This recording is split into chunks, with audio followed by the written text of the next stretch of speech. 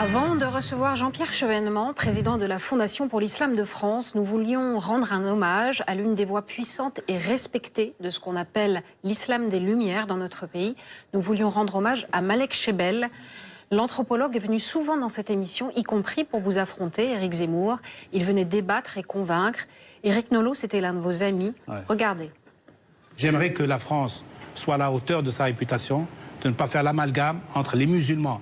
99% des musulmans, français notamment, sont des gens pacifiques, qui prient, qui rentrent à la maison, qui sont propres sur eux-mêmes. L'islam est au tout début de son installation en France, si je puis dire. C'est la dernière née des religions monothéistes ici, dans ce pays. Même si on peut défendre un imam ou deux, ça ne veut pas dire que la corporation est tout à fait à la hauteur.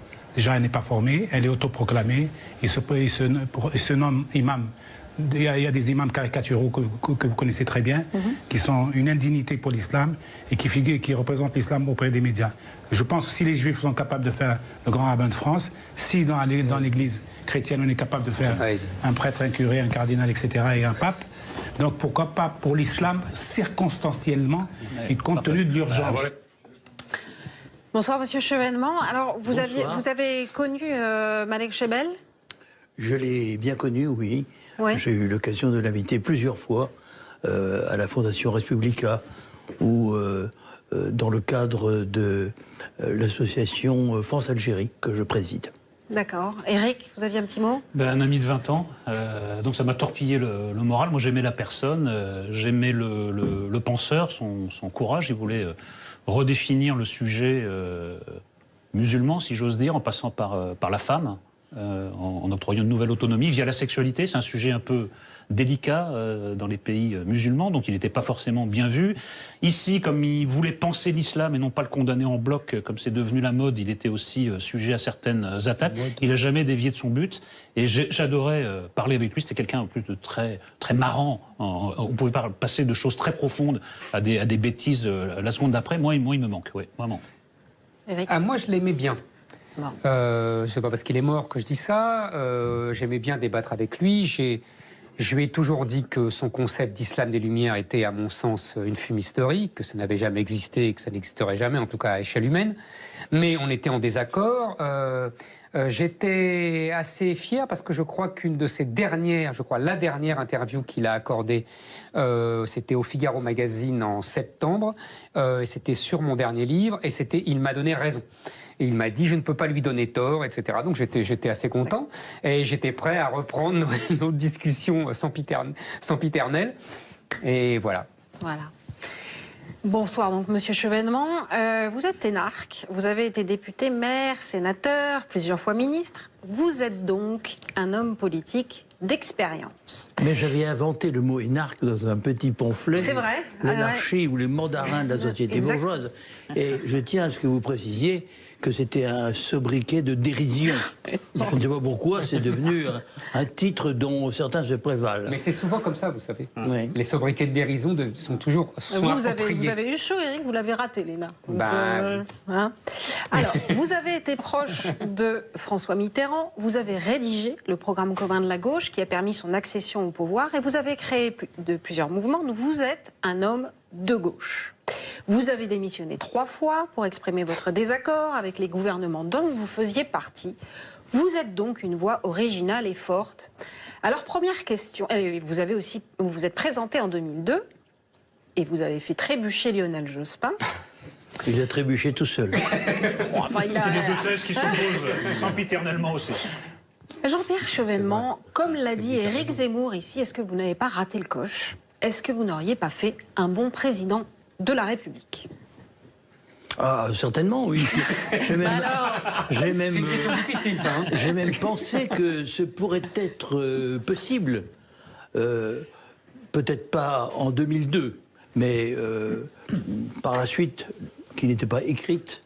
Je pense que j'avais la cartographie que je dessine dans ce dernier livre, la cartographie du monde à découvrir, du monde futur, sur lequel nos responsables politiques devront s'orienter. Donc je suis un peu comme Henri le Navigateur, qui dresse les cartes, et puis ensuite viendront Vasco de Gama, Magellan et quelques autres. Ouais, c'est un petit regret alors. Je pense que j'en aurais eu les capacités. Quand on voit ce qu'on a eu depuis, ça c'est sûr. Alors, vous venez parler ici avec nos deux Éric de votre livre, paru chez Fayard, Un défi de civilisation. Alors, à l'heure des livres, programmes, des candidats, le vôtre propose une vision, un cap, et comme il a le pied marin, Éric Nolon a sorti sa longue vue. Voici son apostrophe. Monsieur Chevènement, la couverture de votre livre représente un bateau pris dans la tempête. Ce bateau, on l'aura compris, c'est la France. Et afin de comprendre si elle pourra échapper au naufrage et retrouver des eaux plus calmes, vous vous proposez tout d'abord, dans cet essai très dense, de mesurer la hauteur des vagues et la force des vents contraires, c'est-à-dire de passer en revue tous les défis qui se posent à notre pays et à ses habitants, des habitants auxquels ce 21e siècle très agité, qui n'en est pourtant qu'à ses débuts, a déjà fichu un sacré mal de mer. Alors qu'il s'agisse de l'identité nationale, de la construction européenne, des relations avec l'Allemagne ou avec la Russie, de la laïcité, de la mondialisation, de l'islam, de l'école ou de l'intégration, tout thème abordé dans votre livre, votre méthode reste la même, replacer le sujet traité dans une perspective historique, remonter aux racines du problème. Alors je ne peux pas tout aborder, mais 2 exemples pour illustrer votre méthode. Par exemple, sur la politique industrielle de la France, vous éclairez le débat en consacrant un chapitre d'ailleurs passionnant à la décision cruciale prise en 1983 par François Mitterrand de maintenir le franc au sein du système monétaire européen. Décision qu'un peu plus loin dans le texte, vous classez parmi les 3 erreurs que vous qualifiez de majeures, avec l'abandon de l'État stratège et le choix de la monnaie unique. Deuxième exemple, l'islam. Là encore, vous prenez le recul nécessaire pour définir une 3e voie entre, je vous cite, une droite stigmatisante et une gauche confite dans ses certitudes manichéennes. Vous rappelez qu'une lutte oppose au cœur même de l'islam la réaction à la réforme, le plus noir obscurantisme, à ce que mon ami, nous l'évoquions à l'instant, le regretté Malek Chebel, disparu il y a quelques jours, nomme l'islam des Lumières. Combattre le premier, prendre en compte le second et l'encourager, même, telle est votre position. Alors pour brillant, stimulant et convaincant que soit votre propos d'un bout à l'autre d'un défi de civilisation, on en perçoit toutefois une évidente limite. Que devient ce propos ? Que devient cette inscription dans une réflexion historique lorsqu'on est aux affaires, ce que vous n'êtes plus et ne voulez plus être, quand on vit quotidiennement dans un état d'urgence sécuritaire et économique, quand on agit sous la pression de l'actualité, des sondages et des réseaux sociaux, quand le débat public ne cesse de battre des records d'hystérie? Comment concilier le temps court de l'action politique et le temps long de la réflexion intellectuelle?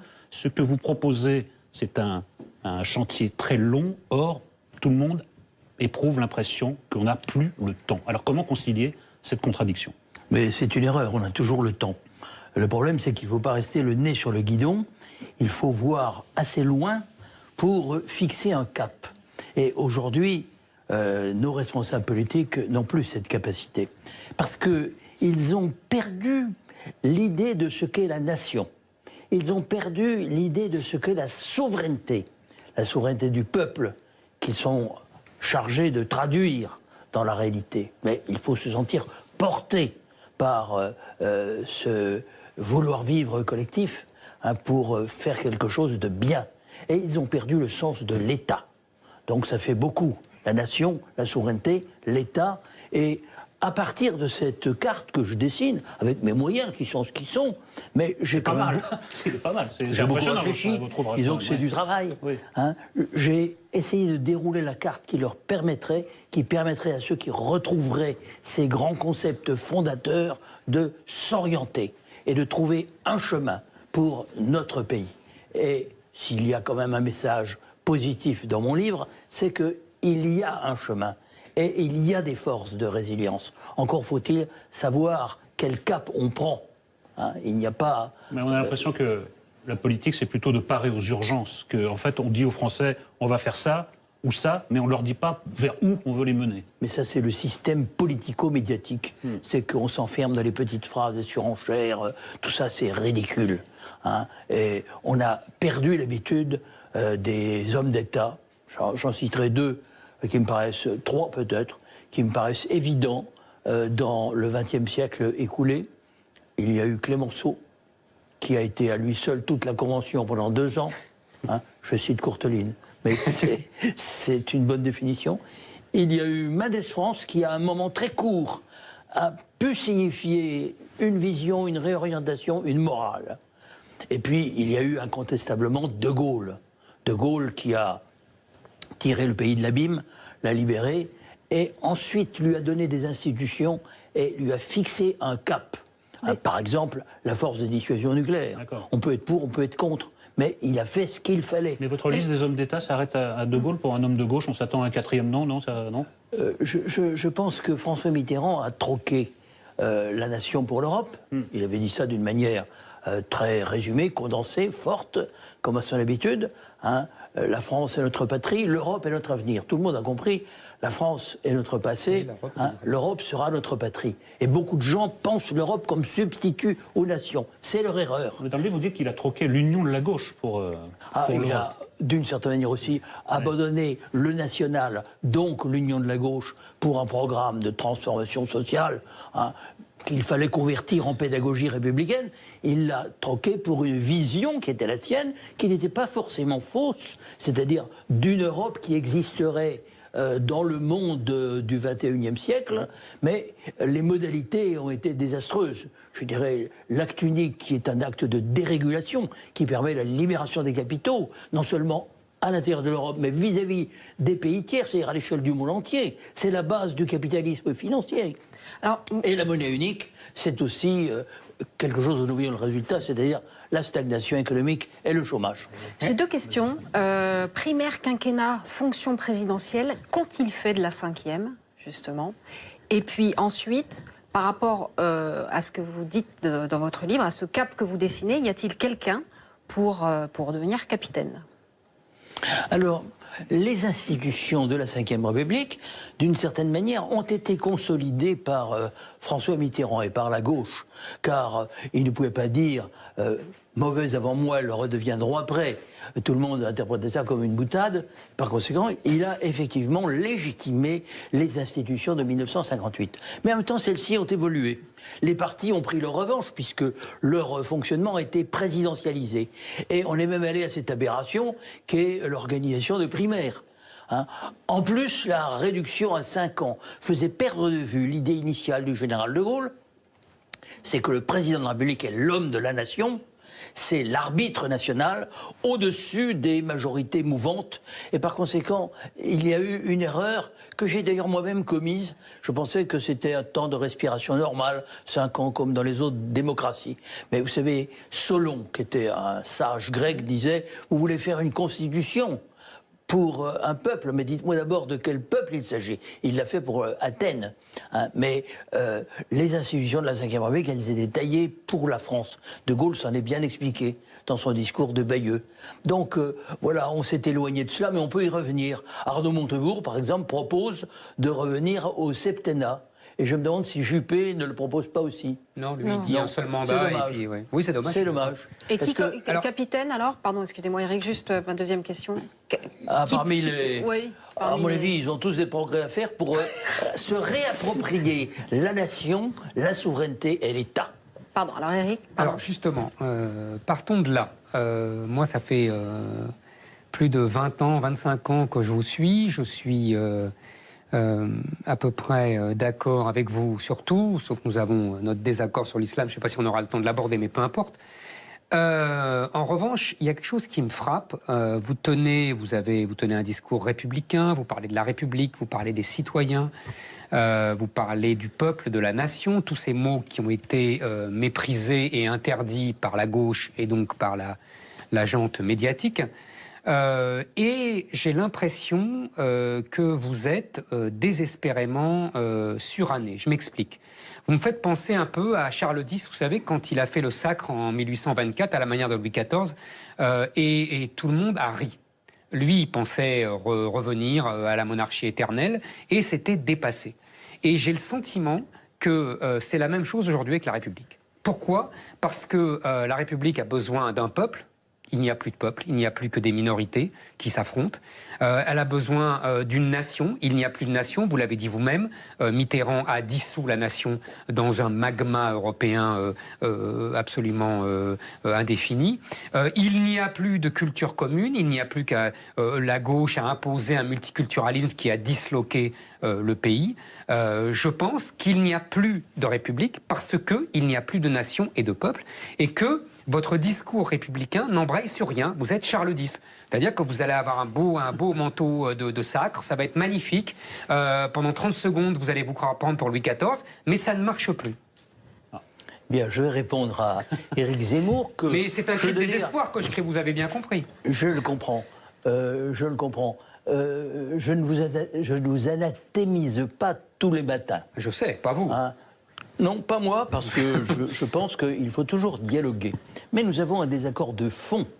Nous avons un désaccord de fond sur l'islam, mais nous pourrons y revenir tout à l'heure. Après, absolument, absolument. Moi, je pense que l'adversaire, c'est l'islamisme radical, c'est le terrorisme djihadiste, ce n'est pas l'islam. Je pense qu'on va y revenir revenir tout à l'heure, si vous voulez, avec plaisir. Mais sur le fond, je pense que vous méconnaissez le fait que le peuple existe toujours et qu'il peut manifester d'une certaine manière par son élan sa souveraineté. Regardez l'élection de Trump.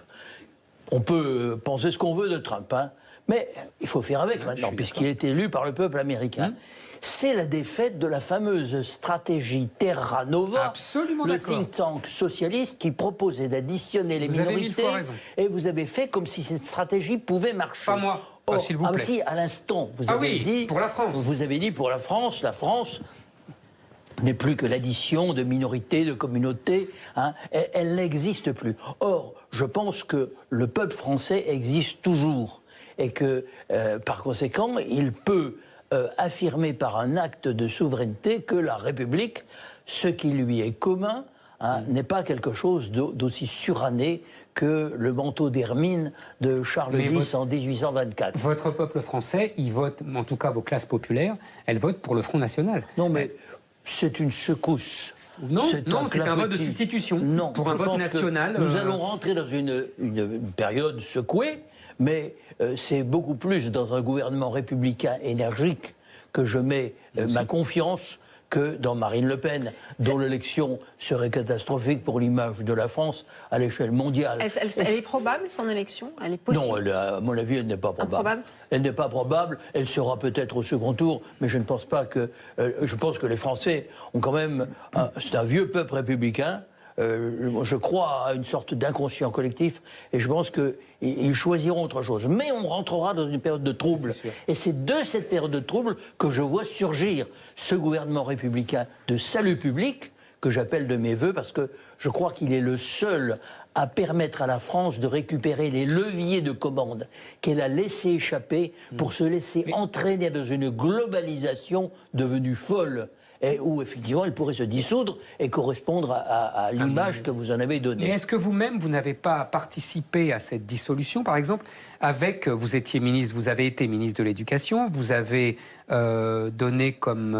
je parle de ça parce que vous avez bien compris, la République a besoin de citoyens éduqués, et donc l'école, vous avez évidemment compris pourquoi je parle de ça. Donc vous avez été ministre de l'Éducation il y a longtemps, et vous aviez donné comme objectif ces fameux 80% d'élèves qui auraient le bac. Au niveau du bac. Je sais, vous avez dit au niveau. Seulement tout le monde a entendu, c'est comme Mitterrand tout à l'heure, tout le monde a entendu au bac. Et le résultat, c'est qu'on a abaissé le niveau pour pouvoir donner le bac à ces 80%. Donc en fait, ça a été une catastrophe. Non, excusez-moi, l'objectif stratégique était évident. Il était atteint par le Japon, par l'Allemagne, par les États-Unis. Par conséquent, ce rattrapage s'est fait et je n'ai jamais donné la consigne. L'Allemagne, ils sont tous en apprentissage. C'est pas vrai, l'Allemagne. Non, mais ils sont tous en apprentissage. Au niveau du bac, ça veut dire qu'ils poursuivent des études jusqu'à 18 ans. Hein, mais ça ne veut pas dire qu'ils ont le bac. Et moi, je n'ai jamais donné comme consigne de donner le bac à des candidats qui avaient 9 ou 8,5 de moyenne. Vous devriez expliquer ça au service de l'éducation nationale d'aujourd'hui. À mes successeurs, oui, non, mais je ne suis pas responsable de mes successeurs. Hein. Par conséquent, vous devriez faire une note d'explication. Je suis fier de tout ce que j'ai fait comme ministre de l'Éducation nationale. Et j'allais à contre-courant. Et je propose d'aller encore plus loin, puisqu'il y a un chapitre dans mon livre, Transmettre, où je parle de ces questions. Je parle aussi du récit national. Et comme quoi le récit national au XXe siècle a besoin d'être éclairci dans l'esprit même des Français. J'ai remarqué que vous vous couchez un peu devant Politiquement Correct parce que vous n'osez plus, même vous, employer le terme de roman national qui n'a rien Non, à parce faire. que j'ai une assez haute idée de la France pour penser qu'on n'a pas besoin de parler de roman, parce qu'un roman c'est de la fiction. Non, mais parce que, le vous êtes, récit mais à parce que lui-même vous vous se couchez suffit. devant le politiquement correct. mais pas Le du roman, tout. ça ne veut pas dire que c'est Mais le romancé. pays, Ça le veut pays dire que des c'est beau. cathédrales, le Eh ben pays oui, de, bah, le pays de mais voilà, c'est le Saint-Louis, roman national. le pays de Jeanne Mais d'Arc, ça, c'est le roman pays de national, Louis monsieur XIV, Chevènement. c'est pas le roman national, Bah c'est voilà. le récit. Eh ben On va voilà. pas chipoter sur le... Ouais, mais il Non, faut le chipoter. récit, on n'a pas besoin de romancer. Non, Mais mais si, romancez pas. Mais non. Alors, je reviens pas sur ce que vous avez dit Michelet, c'est magnifique. sur Trump. Je trouve que vous réduisez son élection à un seul paramètre, ça me semble plus complexe, d'autant que Hillary Clinton, au décompte final, a fait plus de voix que Donald Trump, il me semble. Bon. Mais maintenant, sur ce qu'a manifesté ce vote, ce qu'on voit aussi monter en France, c'est-à-dire l'hostilité à la mondialisation, la globalisation, la dérégulation, est-ce qu'il est possible de trouver une autre voie ou, excusez-moi, c'est un peu vulgaire comme métaphore, mais est-ce qu'il est possible de remettre le dentifrice dans le tube une fois qu'il est sorti? Et est-ce qu'on peut, dans le livre, vous analysez l'échec du socialisme dans un seul pays, en France, de 81 à 83, est-ce qu'on peut faire l'anti-mondialisation dans un seul pays, la France? Il faut avoir une vue longue des choses. Dans les années 80, Thatcher, Reagan venaient d'être élus, c'était le début du cycle néolibéral. Aujourd'hui, nous sommes à la fin. Le Brexit, l'élection de Trump et la crise des institutions européennes manifestent clairement qu'il faut inventer autre chose. Alors nous allons en direction d'une reprise en main par les peuples des outils, des leviers qui commandent leur destin. Donc une certaine réhabilitation de la démocratie nationale. Sans doute cela s'accompagnera-t-il d'un peu de protectionnisme, mais vous savez, le protectionnisme n'a jamais empêché la croissance. Vous prenez le 19e siècle, de 1890 à 1914, pendant 25 ans, l'Europe a été relativement protectionniste. Et jamais la croissance n'a été aussi forte. Donc on confond des choses très différentes. Donc l'alternative pour vous, c'est un peu de protectionnisme et plus de souveraineté populaire, c'est ça le cycle qui C'est s'ouvre? surtout que les peuples reprennent en main les pouvoirs qu'ils ont laissés. Mais par quel biais? C'est-à-dire, Eh bien, les marchés financiers voilà, peuvent être on limite davantage... la liberté de mouvement des capitaux, c'est ça que vous voulez dire? Bien entendu, Ouais. on peut rétablir des contrôles au niveau des mouvements de capitaux, interdire les paradis fiscaux, réguler... Interdire les paradis fiscaux, vous aurez le Delaware aux États-Unis, là, vous irez pas embêter les Américains, ça c'est sûr. On verra, on verra. D'accord. Bon, okay. On verra. Et je pense surtout que nous allons vers cette idée qu'il faut remettre de l'intelligence et de la politique dans ce qu'on appelle la globalisation, qui est un mouvement devenu fou. L'interconnexion de la communication d'un bout à l'autre de l'univers, les informations qui voyagent à la vitesse de la lumière, tout cela avec les mouvements de capitaux entièrement libres, c'est un système qui n'a pas de sens. Je le critiquais déjà en 2002, et aujourd'hui, plus que jamais, il faut revenir sur tout cela. Si je me fais l'avocat du diable, si j'ose dire, je prends l'argument des libéraux que je trouve le plus pertinent. Ils vous disent qu'aujourd'hui, contrairement à hier, les grands groupes, depuis 20 ans, ont organisé leur fameuse chaîne de production pour qu'elle se balade à travers le monde. Vous savez, chaque produit, votre iPhone, il y a des produits qui sont fabriqués en Chine, d'autres en Italie, d'autres en Turquie, etc. Et finalement, ça arrive et vous avez votre produit. Comment on fait pour mettre du protectionnisme là-dedans sans détruire la fluidité économique? Je trouve que c'est l'argument le plus intelligent de leur part. Le reste, c'est souvent de la morale. Tous leurs arguments ne sont pas idiots. Mais je vais vous répondre très simplement, il faut ressusciter l'État stratège. Oui, mais ça veut dire quoi, la France en a la possibilité. D'abord, reconstruire un ministère de l'Industrie. On a dissous ce ministère. Non mais d'accord, mais quel rapport avec mes chaînes de production?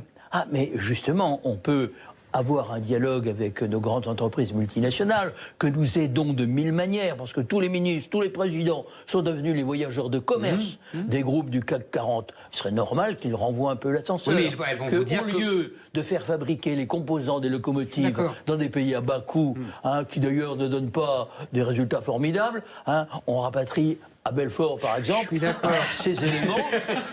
Mais je suis d'accord. Mais cette usine a été déshabillée mais vous avez raison. par la stratégie d'une direction qui était purement financière. Je suis d'accord. Elle avait 1500 employés en 1995, elle en a 480 aujourd'hui. Ce n'est pas le fait du hasard. On va vous dire que, les grandes entreprises françaises vont vous répondre qu'elles sont en concurrence avec les autres et qu'elles ne peuvent pas faire moins bien que les autres. Et 2, elles vont vous dire, mais vous n'avez qu'à baisser tous les charges fiscales et sociales en France et vous verrez qu'on reviendra. Il y a peut-être des choses à faire du point de vue de la fiscalité du travail, hein, mais je vous fais observer que, par exemple, l'Allemagne, la Suisse, où je me rends souvent, étant donné ma proximité géographique et même familiale, hein, je vois toutes les villes suisses ou allemandes ont une usine flambant neuve. Hein. Et ces gens que nous regardons quelquefois d'un peu haut, hein, ils ont su qu'ils devaient maîtriser leur tissu productif. Et ils le font. La Suède le fait aussi. Le Japon.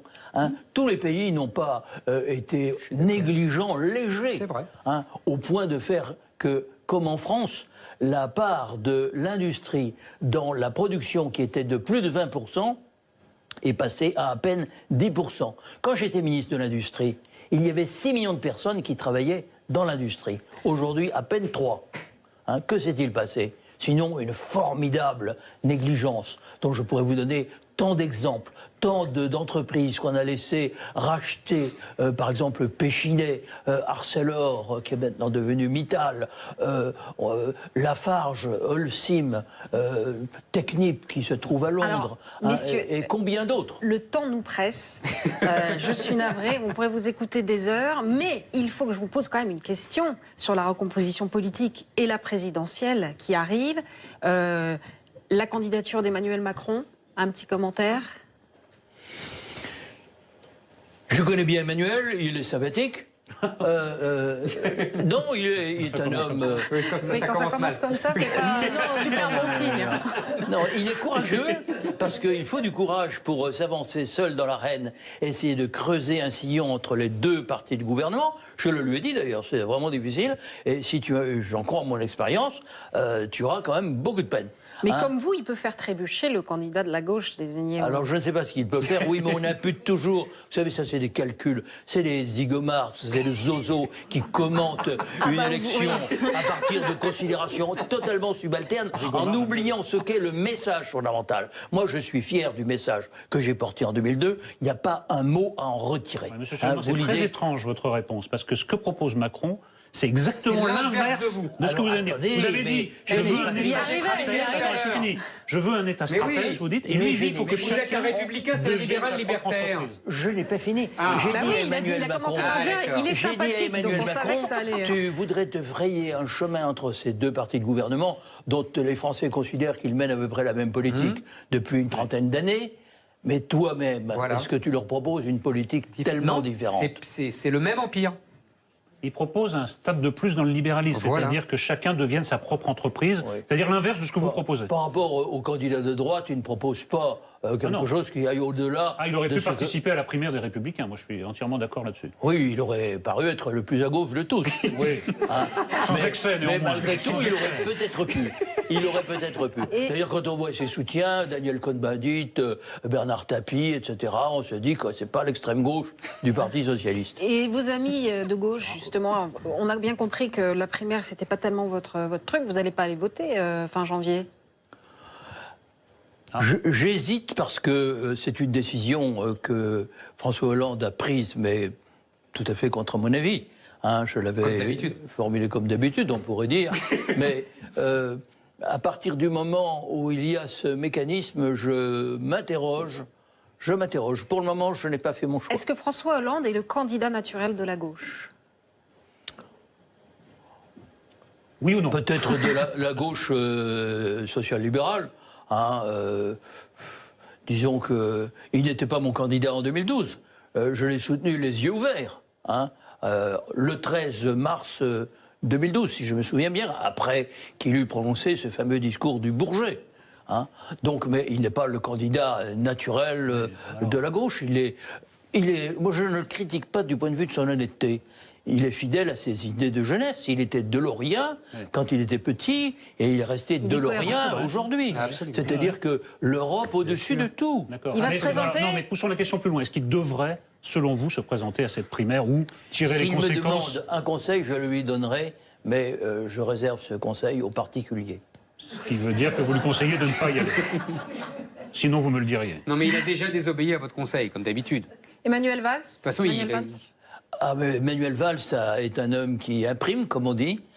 C'est un homme qui a de l'autorité. Il répond à une situation historique où la France est menacée, et elle est menacée non pas par l'islam, mais par l'islamisme radical, ou plus exactement le terrorisme djihadiste, qui se dit djihadiste, de Daesh. Ça, c'est un ennemi impitoyable. Et mon grand désaccord avec Éric Zemmour porte sur le fait que lui considère que l'ennemi, c'est l'islam. Hein. Mais l'islam, c'est quand même 1,8 milliard d'hommes. On va pas commencer le débat sur l'islam, car notre prochain invité est là.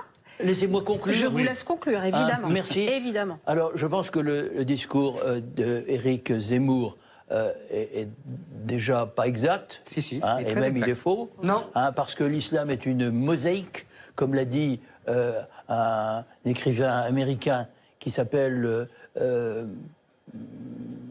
Soleiman Mourad. Et puis lisez aussi Mahmoud Hussein, qui vient de sortir, deux intellectuels égyptiens, qui viennent de sortir un livre, Les musulmans au défi de Daesh. Vous verrez qu'il y a des évolutions possibles, des souplesses. On a vu Malek Chebel tout à l'heure. Voilà un homme courageux qui montre que ça peut bouger. C'est exactement la discussion que j'avais avec lui. Ces trois personnes, ils sont isolés depuis 1000 ans. Ils ont toujours perdu, M. Chevènement. Et vous le savez très bien. Moi, je vote Chevènement. Bah oui, mais il se trompe, t'as raison. Comme d'habitude, tu votes pour l'erreur. En plus, elle est dangereuse pour la France. Elle ruinerait son influence vis-à-vis du monde musulman, au Moyen-Orient, en Afrique. Ce serait catastrophique. Donc, je pense que vous êtes un patriote. Je vous retiens par la manche en vous disant, écoutez, faites cet examen de conscience. Est-ce que vous êtes sûr d'avoir raison? C'est justement parce que je suis un patriote que je sais que j'ai raison. Dans conclusion, il y a conclusion, Éric. Ah bah Monsieur Chevènement. Il me provoque. Alors, voilà, il y a en France beaucoup de forces en sommeil. Il faut les réveiller. Il y a un chemin ambitieux vers l'Europe européenne, de l'Atlantique à la Russie. Je dis bien à la Russie.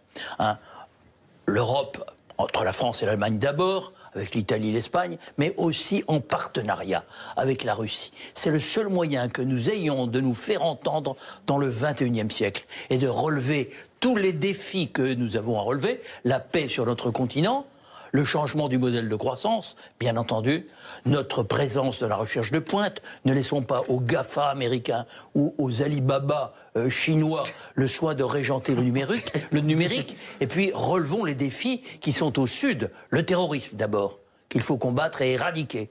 Et puis, le problème migratoire qu'on ne résoudra que par une initiative de co-développement avec l'Afrique. D'accord, merci beaucoup. Merci Jean-Pierre Chevènement d'être venu sur ce plateau. À venir, Pascal Bruckner, Nathalie Kosciusko-Morizet et la désormais mythique chronique de Tanguy Pastureau. Mais maintenant, c'est la pub.